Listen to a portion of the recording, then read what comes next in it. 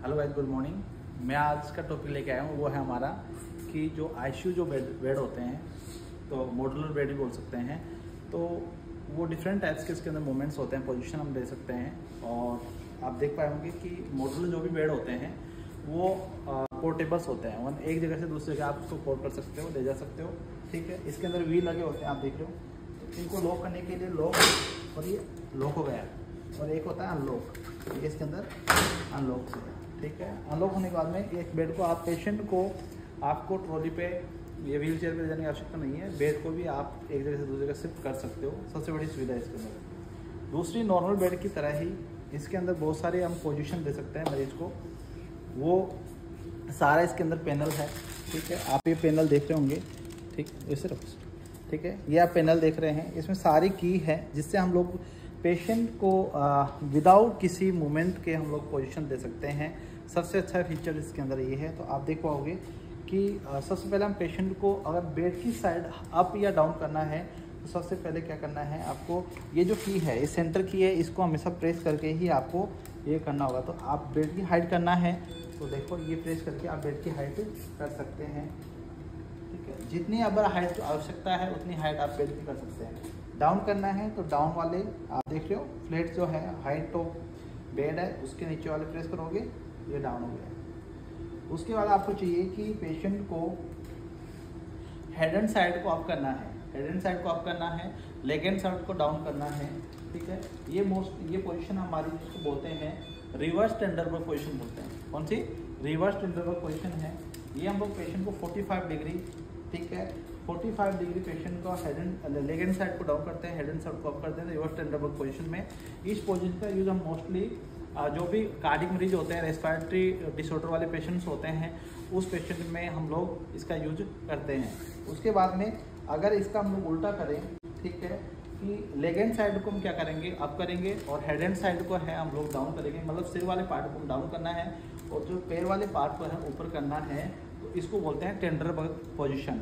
टेंडरबर्ग position जो होता है हम देते हैं जो हाइपोटेंशन वाले पेशेंट होते हैं, जिसका बीपी बहुत कम है, ठीक है, या जिसका आईसीपी जो है वो कम है, ठीक है, इंट्राक्रैनियल प्रेशर कम है, तो उन पेशेंट के अंदर देते हैं। और जो बात करते हैं कि जो हाइपोटेंशन वाले पेशेंट है जिसका बीपी कम है, उसको भी हम लोग ये क्या करते हैं, रिवर्स टेंडरबर्ग पोजीशन दे सकते हैं, ताकि विनस फ्लो इसका फास्ट होगा। ये हो गया है। उसके बाद में हमें करना क्या है, वापस से इसको नॉर्मल पोजीशन में ले आना है। ठीक है, तो मैंने हाइट कम ज़्यादा बता दिया, रिवर्स टेंडरबर्ग पोजीशन हो गया। अब मैं आपको बताता हूँ कि पेशेंट को हम लोग क्या करना है कि काफ़ी बार होता है पेशेंट को फाउलर पोजीशन देना होता है। ठीक है, काफ़ी बार होता है पेशेंट को हमें क्या होना है, फाउलर पोजीशन देना होता है। तो मैं आपको देख के बता रहा हूँ कि पेशेंट को, ठीक है, पेशेंट को 3 तरह की फाउलर पोजीशन होती है, सेमी फाउलर, फाउलर्स और हाई फाउलर पोजीशन होती है। जो भी अगर कार्डिक मरीज होते हैं या रेस्पिरेटरी डिफिकल्टीज मरीज होते हैं, तो या फिर पेशेंट को कंफर्टेबल के लिए भी ये पोजीशन दे सकते हैं। तो अगर ये जो फाउलर पोजीशन है, अगर ये हमारी 45 से 30 डिग्री बिलो 45 डिग्री अगर है, तो हम सेमी फाउलर पोजीशन बोलेंगे। जो आप देख साइड से उधर से दिखाइए, ठीक है, तो ये जो पोजीशन है, ठीक है, पेशेंट लेटा रहेगा और 30 से 45 डिग्री के बीच में अगर है तो ये सेमी फाउलर पोजीशन है। और अगर ये पोजीशन और हम लोग इसको अप कर देते हैं तो ये हमारी पोजीशन हो गई 45 से 60 के बीच में, तो ये हमारी फाउलर पोजीशन हो गई है। कौन सी हो गई है? फाउलर पोजीशन हो गया। पेशेंट आराम से कंफर्टेबल तरीके से इस पर बैठ सकता है। और अगर इसको और अप करेंगे, ठीक है, तो ये हम करेंगे 60 से 80 डिग्री के बीच में रख सकते हैं। इस पोजीशन को हाई फाउलर पोजीशन बोलते हैं। और इस पोजीशन में मरीज जो होता है वो आराम से कार्डिक टेबल पर बैठ करके आराम कर सकता है, बुक रीड कर सकता है, खाना खा सकता है और कंफर्ट फील कर सकता है। तो ये पोजीशन हम दे सकते हैं। इसको डाउन करने के लिए वापस हम लोग नॉर्मल पोजीशन कर देंगे। उसके बाद में क्या करना है कि पेशेंट की जो है लेग एंड साइड को अप करना ओनली, ठीक है, ये आप देख पा रहे हो, ठीक है। बहुत बार आप देखे होंगे कि एम्पुटेशन वाला पेशेंट होता है या कोई सर्जरी होती है तो सर्जरी लेटर आता है, लेकिन लेग एंड साइड को हमें याद करना होता है, ठीक है। जैसे उसकी किसी प्रकार सर्जरी हुई है तो सर्जरी के अंदर मोस्टली डॉक्टर एडवाइस करते हैं कि उसके जो बॉडी पार्ट्स है, जो लेग का सर्जरी हुई है तो वो आप पूरा एलिवेटेड होना चाहिए। तो उस कंडीशन में आप पैर को आप यहाँ पे आप कर सकते हो, सर्जरी एम्पुटेशन और उस कंडीशन में कर सकते हो ताकि ब्लीडिंग वगैरह ना हो। तो ये हम लोग पोजीशन दे सकते हैं। अगर आपको नीड है हेड साइड को करना है तो उस पोजीशन में भी आप इसको कर सकते हैं। पोजीशन करते हैं। इसके बाद में आता है कि हम बेड को दोनों तरफ से, ठीक है, दोनों तरफ से हेड एंड साइड और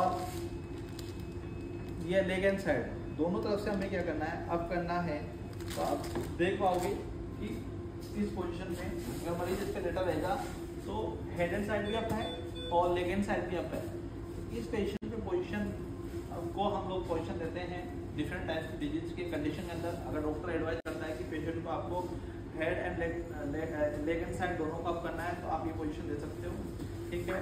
और ये हमारे के साथ में आप देखोगे कि इसी के अंदर अगर कोई पेशेंट का कोई अगर ब्रेन सिस्टम लगा हुआ है, जैसे अपना यूरोबैग लगा हुआ है या कोई सर्जरी हुई है जिसके अंदर हम देखेंगे कि उसका कुछ फ्लूइड्स जो है, जैसे हम लोग तो इसके अंदर हम हैंग कर सकते हैं, ये इसके लिए आता है। इसके अलावा पेशेंट अगर बेड से गिर नहीं पाए, ठीक है, तो इसके लिए हम लोग बेड साइड रेलिंग होती है उसको हम अप और डाउन भी कर सकते हैं। जब पेशेंट की कोई ट्रीटमेंट करना होता है हम डाउन कर सकते हैं, और जब इसका हमें अगर पेशेंट का अगर अनकॉन्शियस कंडीशन में है या पेशेंट साइको है या पेशेंट बच्चा है तो गिरने के चांसेस होते हैं। उस कंडीशन में हमें क्या करता है, साइड एंड रेल जो है हम इसको लगा देना है सेफ्टी के लिए। तो ये पेशेंट की सेफ्टी के लिए आता है, इसको लॉक कर देना है। इसी के साथ में हम बात करते हैं, इधर ये स्टैंड आता है जिसके अंदर जैसे इन्फ्यूजन पंप हो गया है, और ये हम बात देखेंगे कि IV लाइन अगर हमें कुछ लगाना है तो इसके अंदर फ्लूइड लगा सकते हैं, उसका हम लोग यूज़ कर सकते हैं, ठीक है। और ये था आज के बारे में हमारा बेड के बारे में। आई होप आपको समझ में आएगा। Thank you.